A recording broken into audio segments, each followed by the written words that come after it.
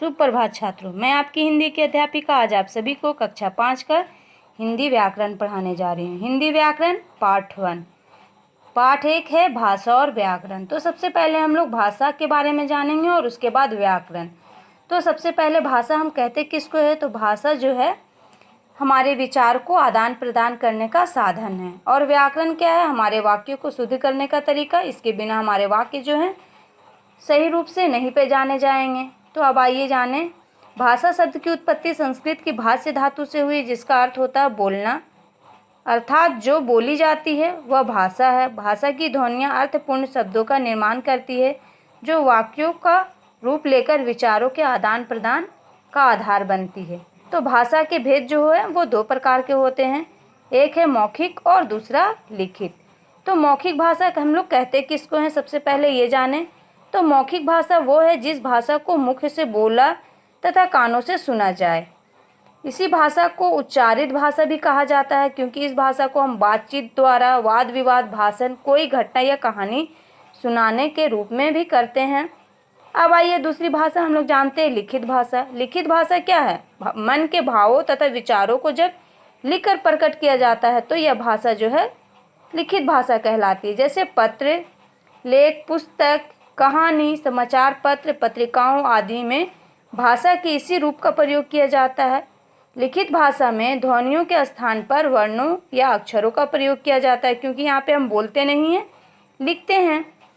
तो आइए जानें कुछ ज़रूरी बातें, जैसे कि भारतीय संविधान के अनुच्छेद 343 के अनुसार भारत की राष्ट्रीय भाषा हिंदी है। इस भाषा को 14 सितंबर 1949 को राष्ट्रीय भाषा के रूप में स्वीकार किया गया। भारत में कई भाषाएं बोली जाती है, जैसे कि हर एक राज्य की अलग अलग भाषाएं होती हैं। अब आइए हम लोग जानें बोली किसको कहते हैं। तो बोली क्या है, बोली एक क्षेत्रीय भाषा है, क्योंकि ये छोटे छोटे भागों में बटी होती है। हर एक क्षेत्र की जो बोली है वहीं तक सीमित होती है, आगे के लोग जरूरी नहीं है कि इसको जाने, और इसके बारे में कोई भी लिखित साहित्य नहीं है। तो बोली हम लोग किसको कहते हैं, बोली एक क्षेत्रीय भाषा को कहते हैं। अब है भाषा के अंग। तो भाषा के जो अंग होते हैं वो ध्वनि, वर्ण, शब्द, वाक्य के और लिपि के अंतर्गत होते हैं। यही सारे जो हैं भाषा के अंग हैं। अब हम लोग जाने लिपि हम लोग किसे कहते हैं। तो लिपि हम अनेक भाषाओं को पढ़ने तथा लिखते हैं। भाषा को लिखित रूप देने के लिए मूल ध्वनि के संकेत रूप में कुछ चिन्ह मान लिए जाते हैं, जो वर्ण कहलाते हैं।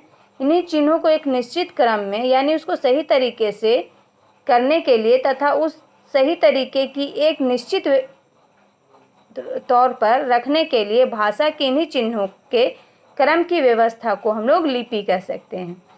अतः हम कह सकते हैं कि भाषा को लिखने की विधि भी लिपि कहलाती है। जैसे संस्कृत की लिपि होती है देवनागरी, हिंदी की देवनागरी लिपि होती है, पंजाबी भाषा की गुरुमुखी लिपि, अंग्रेजी की रोमन है। तो ये सारी क्या है, हमारे भाषा की लिपि है।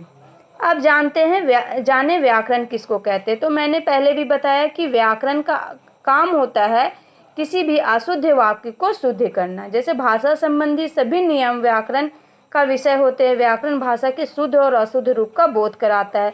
जैसे मान लीजिए राम खेलती है, ये शुद्ध वाक्य है नहीं, इसका हम लोग सही वाक्य क्या लिखेंगे, राम खेलता है।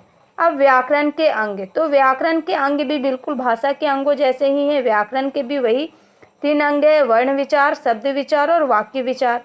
तो वर्ण विचार, इसके अंतर्गत वर्ण, वर्णमाला, वर्णों के भेद, उनके उच्चारण तथा संयोग की रीति आदि पर विचार किया जाता है। शब्द विचार में इसके अंतर्गत शब्दों के रूप, भेद, महत्व, उसकी उत्पत्ति और रचना आदि पर विचार किया जाता है। वैसे ही वाक्य विचार में उसके वाक्य भेद, वाक्य विश्लेषण, वाक्य रचना तथा विराम चिन्ह आदि पर विचार किया जाता है। तो इस प्रकार हम कह सकते हैं कि व्याकरण बहुत ही महत्वपूर्ण होता है किसी भी भाषा, किसी भी वाक्य को लिखने के लिए। इसके बिना हम कोई भी वाक्य पूरी तरीके से शुद्ध नहीं लिख सकते हैं, क्योंकि हमें भी इसकी ज्ञान नहीं है कि कहाँ पे क्या गलत है।